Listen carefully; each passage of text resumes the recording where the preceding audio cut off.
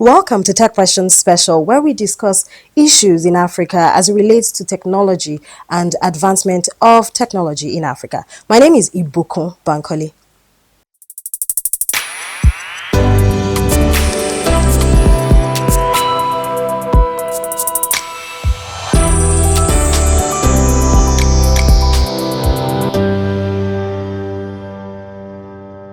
Today, we discuss how media and information literacy is evolving across Africa thanks to technology. And of course, I'm not going to discuss this alone. I have the head of office and representative of UNESCO here with me in person of Mr. Abdourahmane Diallo. Thank you very much for being my guest today. Thank you very much. So before we delve into media and information literacy and AI in this era, can you tell us about UNESCO and the works that UNESCO have been doing in Nigeria?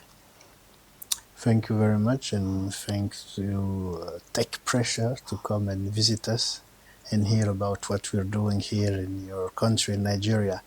Yes, UNESCO is the United Nations Educational, Scientific, and Cultural Organization. So this is the entity out of the UN family in charge of education, sciences, natural sciences, social and human sciences, culture, and communication and information. So we have different sectors, and all the objective of these different sectors component is to help the member states individually and collectively to contribute to peace and sustainable development.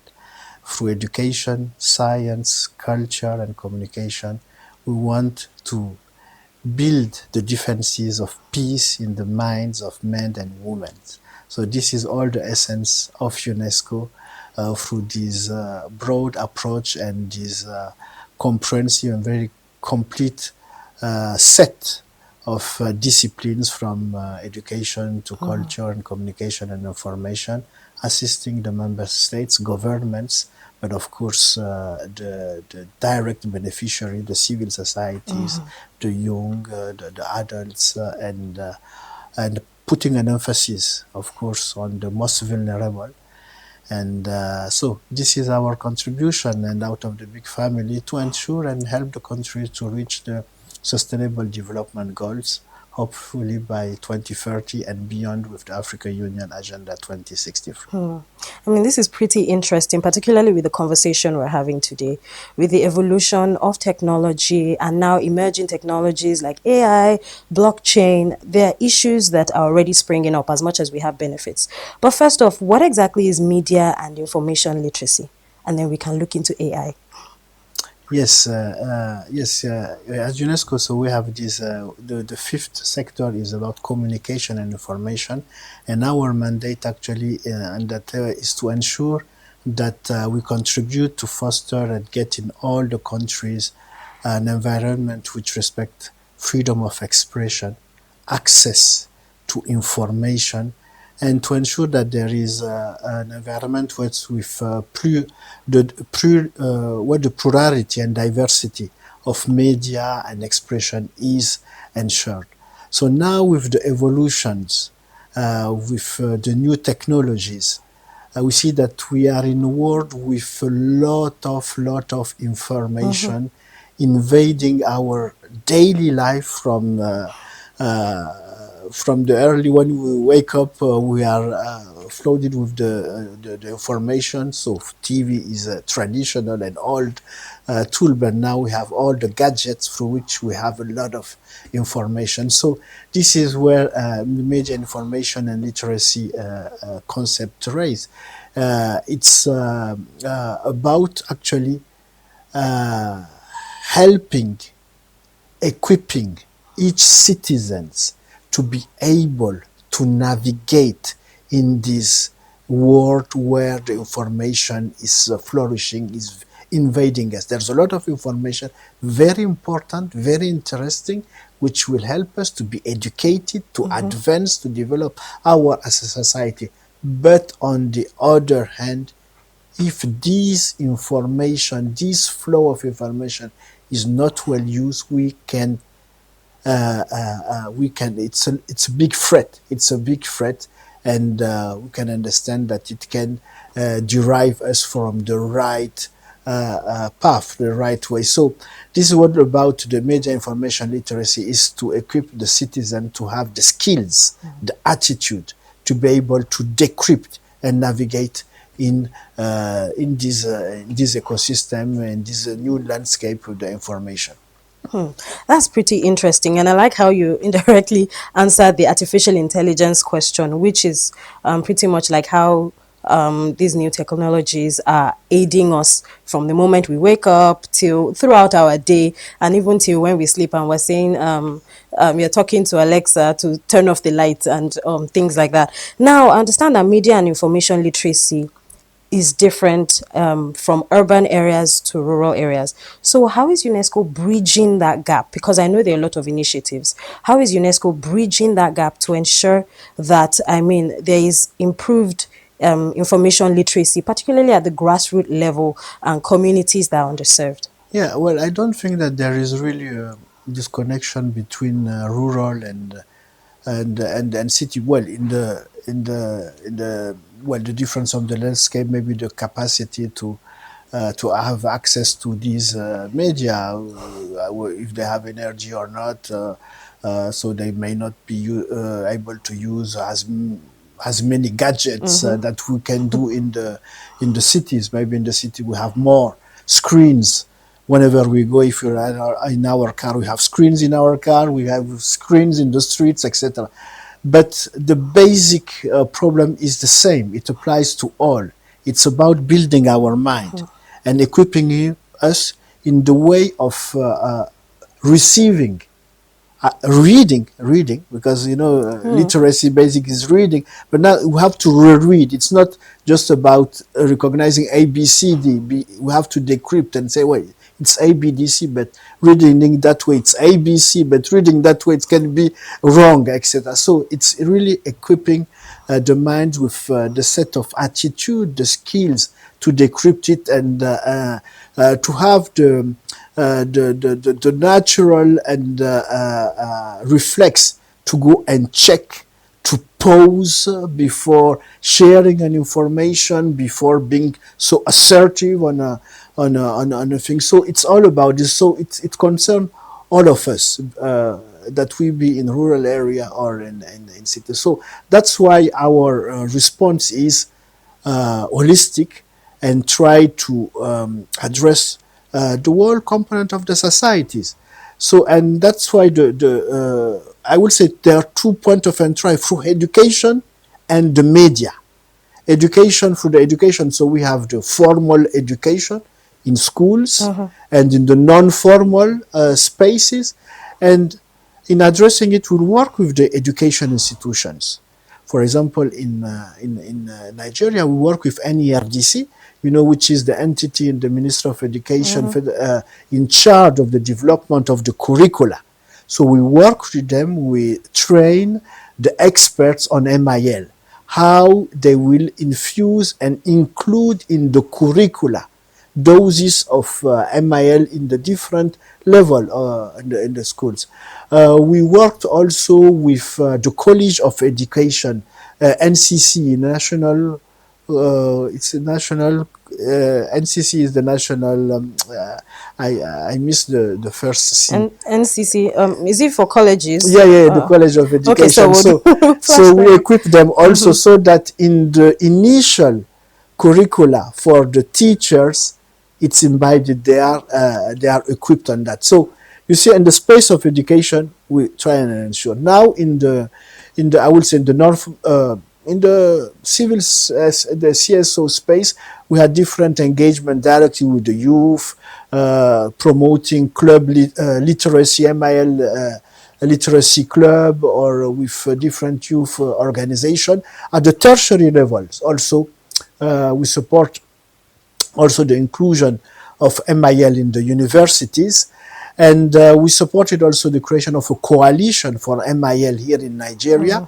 And Nigeria in 2022, the country hosted the Global MIL Week, because every year there is a global media and information literacy week, and it's the last week of October. It was hosted by the government of Nigeria, so it was a very successful event because the country showed the leadership its willingness really to address this topic, and the country became a lead in the region. And actually, the country currently, with the Federal Minister of Information, they want to establish here a center which will have a regional scope to address this issue in the region, in Nigeria and the region. So you see, it's a holistic approach. So I didn't mention also we have targeted intervention with media.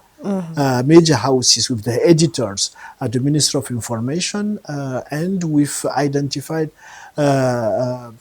media, the journalists, etc. We organize different sessions also of training, etc., etc. So it's very wide.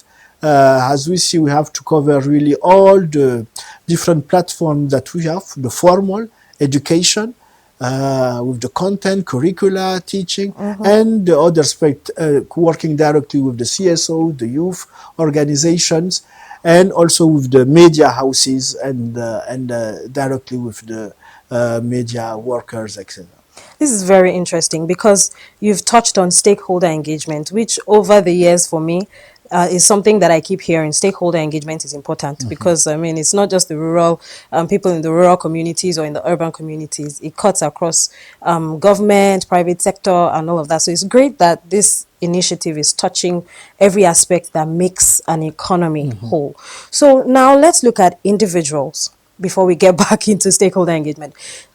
What are the things that individuals can look at in terms of information literacy? And this is why I asked, like you said, there's a lot of information online. So what are those things that individuals need to start thinking about? When I get an information, what am I supposed to do? How do I process that information? Because we see, especially during COVID-19, there were a lot of fake information. Someone just comes up with an information and shares it, and because it has one name that looks like direct or something, and people share without fact checking, how can individuals begin to fact check on their own and ensure that they get the right information out and they decode accordingly? Yes, it's very difficult. I mean, it's very difficult, and I would say that we don't have the panacea, the right response, and this is why I insisted at the beginning about this attitude. It's attitude. Yes, I receive an information. I need to pause to ensure that it is the right information, and for that I have to check the source of information. Of course, if I see okay, this one is federal government of Nigeria, so I say it's reliable information, it's a government. This one is the United Nations report on this. Well, I can say that this, etc. So it's important to check the sources that because when you receive an information, if it's not signed, if you don't have a reference, you may really question about the authenticity, the veracity before owning it, and then you transmit it. So that's why we say really pause before forwarding and share. If you are not sure, please keep the information on your side and consult some a window where you can fact check. So some entities have special windows, platform where you can go and fact check. But not all the people are equipped and known about this, of course. But so you have to inform them. I mean, if we go in the market, we have the market women selling, etc. So we have also to teach them, so they will receive an information. Oh, this is what's happening in Nigeria today in the market. It happened. So they will. So we have also to adjust the communication and teaching with them. So if you receive it, please pause. What you can do, you can ask to that, you can send, etc., etc. So first one is to check the sources. This is why when we work with institutions, the media, which are the stronger multiplier of information, the young also, because they are the one holding blog, they are the one, the influencer, etc. So we're targeting also this multiplier of information to equip them also with this attitude, and of course encouraging also with the right institution that had the mandate to make information available. Because if you don't provide the information, people will I'll come will up with invent, anything. will come with it. So it's all about also equipping the national institution that have the mandate to be able to provide the right information. It starts from data to all other kind of information, and that is the role also of the United Nations also,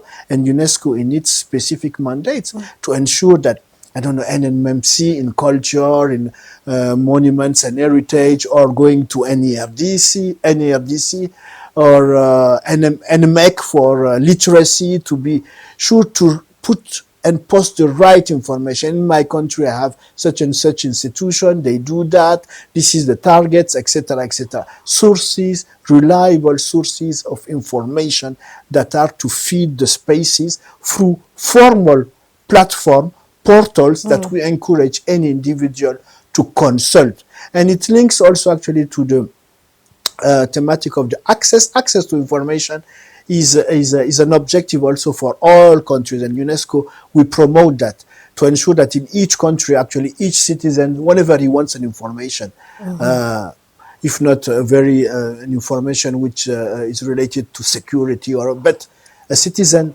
should have the right to have an information, and goes to a Ministry of Health. Oh, I want to know the information, the statistic on the cholera victims recent. Oh, I want to know the right figures on COVID-19. Oh, I want. So, and the institution should be in capacity to give you as citizen the information. And so this is all the roadmap on access to information. We're helping the institutions and the different departments to have the capacities also to collect and make this information available to any questioner, any citizen which asks it. So, but this information, when it comes to from this institution, we rely on them. These are the institutional one. So this is what I can say. My response was long on You know, this. it's very key. I'm glad that you broke it down so people understand that you have to go to verified government sites. So go to verified government sites to ensure that, oh, is this information on those sites? And then you can say, oh, it is on those sites, then I share. If it's not, then you have to keep checking until you're sure that you find a verifiable source of that information before you share. Thank you very much, sir, for breaking that down. Now, you still boil down around stakeholder engagement in terms of influencers. Amongst other, the government, the role of government, even individuals within fact checking, pretty much. Now, the readiness assessment methodology was recently launched in Nigeria. How, I know it's going to take a while before the results come out, but how would that help us in ensuring that there is media and information literacy? Now, this is why I'm asking that, because it's for AI, it's for ethical use of AI. And with deepfakes and so many other wrong use of AI that is causing problem across Africa, there is need to know how to use this AI. And I believe that's one of the reasons why RAM was created. Can you share more about it and how in the long run it will be useful for Nigeria? Yes. Before coming to the RAM, let's come back quickly on AI, if we can do it quickly. Yes, yes. AI was that quick, but actually, AI is not that quick. Personally, I taught in my university in the 90s, and I'm an engineer in computer science. And at that time, one of the subjects was AI in 89, 90. So AI exists for a while. AI is it's artificial intelligence, which is not natural. So it's just use the existing data with the processors, which will check quickly and give it. So it's just a machine working and thinking with the available data. So of course now it went very fast with all the different platforms that exist now with the ICT. So it's just a new way. That methodology tools that will accelerate. It's accelerate actually analysis, processing, and reasoning. That's it. It's analysis, processing, and reasoning. A multitude of information because it's based on the information that are available that AI work and come to a solution. So when, of course, if that we say that, we see as the potential of AI, artificial intelligence, is huge, and it covers all the areas of the societies. So some obvious example, let's say in health, of course, if you use AI to facilitate some operation or to address some specific cures in agriculture also. With AI, we can with this get the best way or to study to see the best. It's used in education. In education, it's used also how AI can also help. But at the same time, we have to ensure that this use is really ethical and keep men, women and men at the center of it. Just come back to the education. We experienced it during the COVID-19. Remote education, continuity with the laptop. But at the end, we came to the solution that we cannot replace the teacher presence to facilitate, to have this human contact with the learner. We learned about that. Whichever was professional and sophisticated way they use worldwide. So this is a limit. You see, with AI, you can do a lot with your learner alone with his screen, but we see that it's not enough. So, and in health, we can imagine also the limit. You can do, you can use AI in genetics, in cloning, and going really beyond ethics and challenging our cultures, our traditions. And just for the sake of science, saying that you can do that, AI can bring that, can generate that. No, there's a limit. So this is where come ethics. Ethics, we have to be ethical in the use of this powerful tool that we have. This is all about, so this recommendation in 2021, UNESCO has developed these recommendations on the ethic use of artificial intelligence, and more than 190 countries adhered and adopted it, and now they want in their countries to scrutinize the status of AI, to see how they are implementing AI. Are they ethical, compliant? Do they have the regulatory framework to check, to say, oh, it's good, you're doing well, but stop here. This one is not ethical, etc. Are the different citizens equipped on that, knowing that there is AI ethics and AI non-ethics, etc. So this is all about the RAM, which is a readiness assessment methodology to help the country at a given time to do the diagnostic of the situation of the landscape. Where are we? How are we doing AI?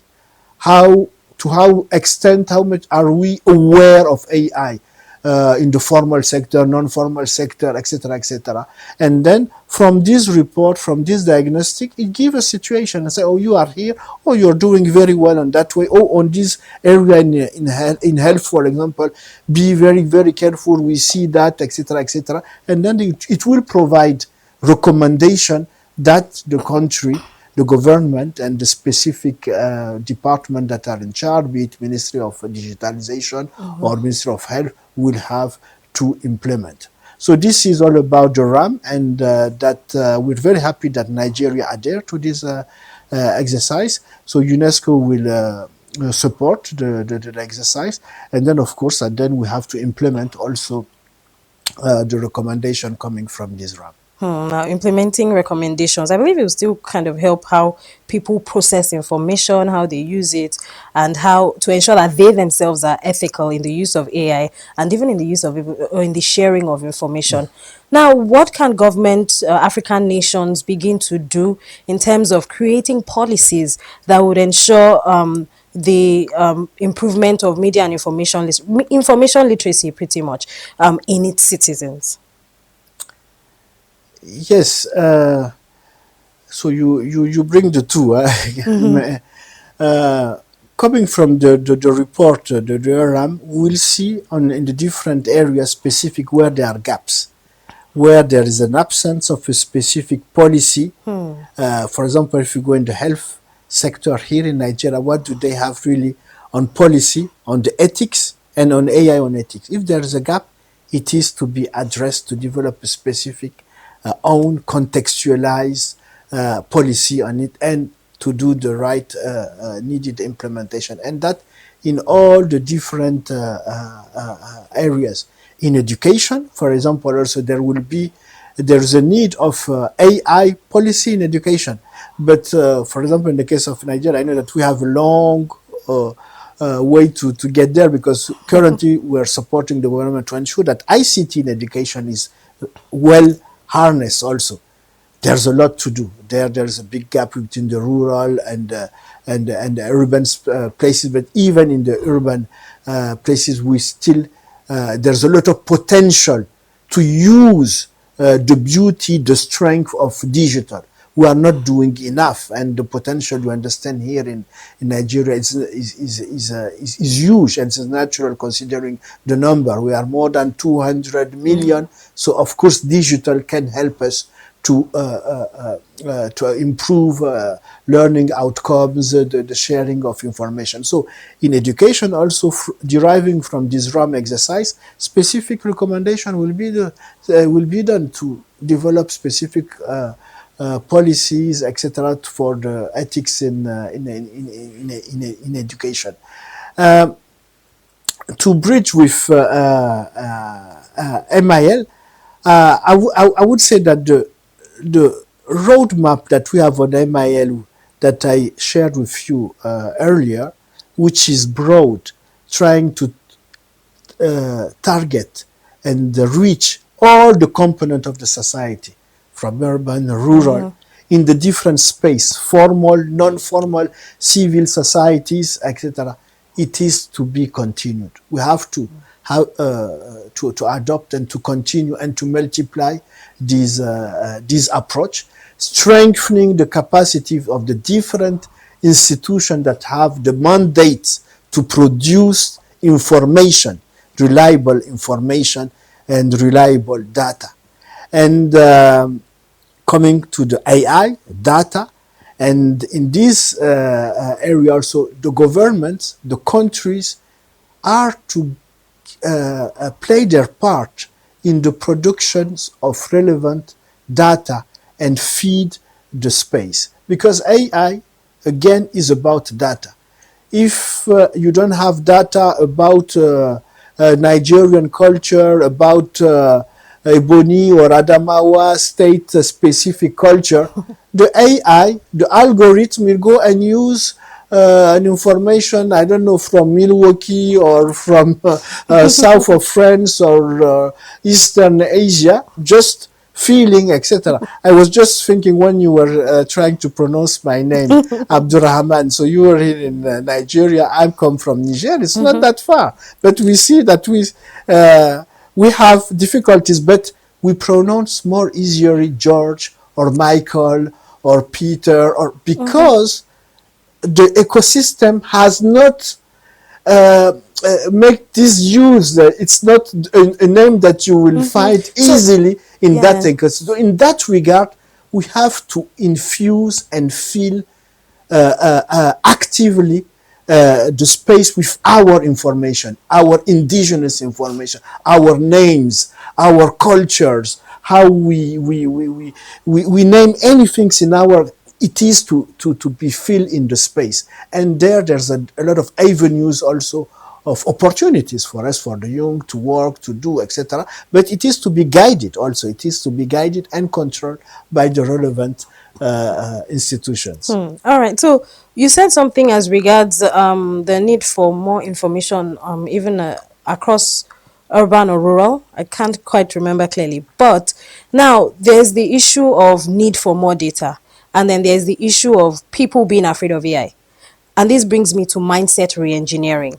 What is the role of that in ensuring that people understand that technology is here and it's going to affect how we think, how we relate, particularly with emerging technology? So, what can we do in that regard in terms of ensuring that people have the right mindset from grassroots even to the top level?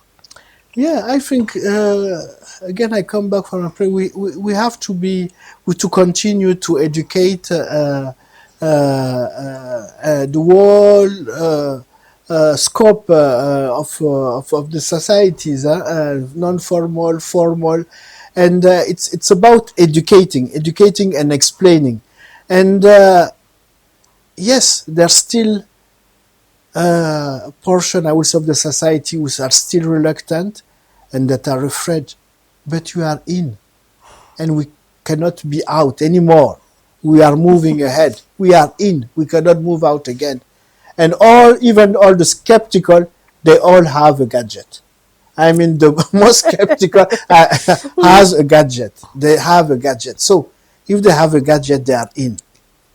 We have to help them to make the best of this gadget. So to be digital literate.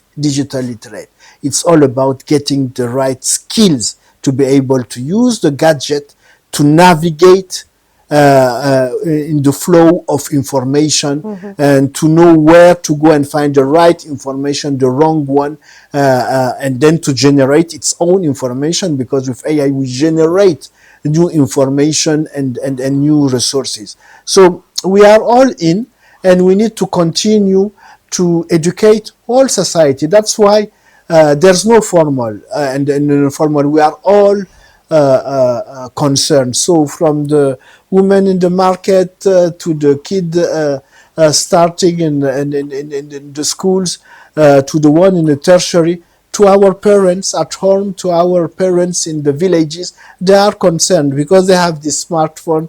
We feel that we used to call them to share about information, and they are learning more and more, and themselves also they need to be well educated, well digital literate, to make the best of this information. So this mindset will continue altogether to transform it, but ensure that it's really contextualized and human-centered approach. That is very important, and this is where also Africa can bring at the global platform also a difference. We know how we in Africa, we put human at the center of our societies. We put the importance in the links, in the relationships. So we can infuse, we can distill, so that we can wait on the global way of building relationship between citizens all around the world. That's very key. So, as he has said, if you have a smartphone, you're already in. You're already in technology. Now, speaking of being in, and there's no way out, what are the other projects or the future plans of UNESCO as regards, advancement of technology, particularly in Nigeria and Africa? Yes, well, our project currently, I would say, coming back again, the need to educate everyone. And when we say all, means all. So the youth in the formal, in the non-formal sectors, the adults, etc. We try to reach the maximum. So we'll continue our cooperation with the governments. Since we're talking about education here, media and information literacy, it's the Ministry of Education and Ministry of Information, Ministry of Communication and Digital. These will be the three pivotal areas, partner I'm thinking also of the Ministry of Science and Technology and Innovation. We'll continue to work with them on the different projects that we have on currently. It's about ensuring that they have policies, the right policies for their different areas, and then ensuring that their different agencies, entities are well informed, capacitated, like we did with NERDC for education, like we did with NCCE for the College of Education, like we did with Ministry of Information, also with the media, the media stakeholders also. So it's continue to help them, ensuring that they have the right policies, framework, that they are equipped, and to continue to capacitate the maximum of the citizen that we can reach, and mobilizing also partners. We're coming back to stakeholders, private sectors also to come and help us, because all these objectives, the SDGs, the AU 2063, we cannot do it alone. Government cannot do it alone. We, UN, we are mandated by the member state to come and help, but it's one support. We need all support, of course, development partners, bilateral, but private sectors are key.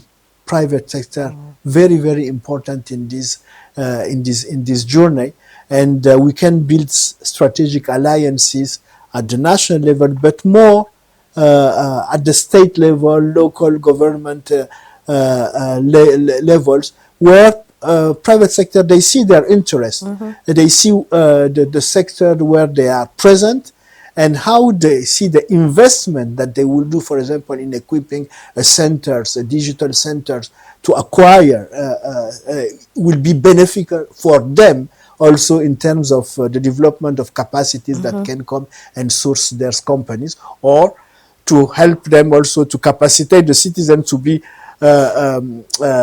educated consumers of their projects. So we need to build these very wide alliances. So this is what I can tell you. So UNESCO, we are will continue to work with these ministries and the different entities. Just to mention that yesterday we launched a project sponsored by EU for teachers. So putting really the important at the heart of the education ecosystem, and part of their training and the capacity building MIL is there. Digital skills are there, and so we know how important is their role in all this journey. All right, thank you very much, sir, because I see three key information that you've shared. Learning, education is very important, and then individuals need to be aware and ensure that if you're not sure, then don't share the information. And then thirdly, most importantly, is the fact that collaboration is very important. We can't achieve the Africa of our dream if we are not working together, because like you said, the UN cannot do it alone, government cannot do it alone, the private sector or the CSOs cannot do it alone. Thank you so much, sir, for breaking this down for us and helping us understand the importance of MIL, particularly with this AI era. So I've been speaking with Mr. Abdourahmane Diallo. He's the head of office and representative of UNESCO in Nigeria. Thank you very much again. And I hope that when we call on you, we'll have more conversations as regards what UNESCO is doing in other areas that should be available for us. Thank you very much. Thank you very much for inviting us, and congratulations for your work. And thank you, because you are very important. You are part of this journey, because you are an important transmitter of information. So we will be available whenever you will call us to give you the right information that we have. So thank you. All right, that's all on Tech Passion Special today. Join me, Ibuku Bankole, for another interesting edition where we x-ray another technology issue that's affecting Africa. Bye-bye.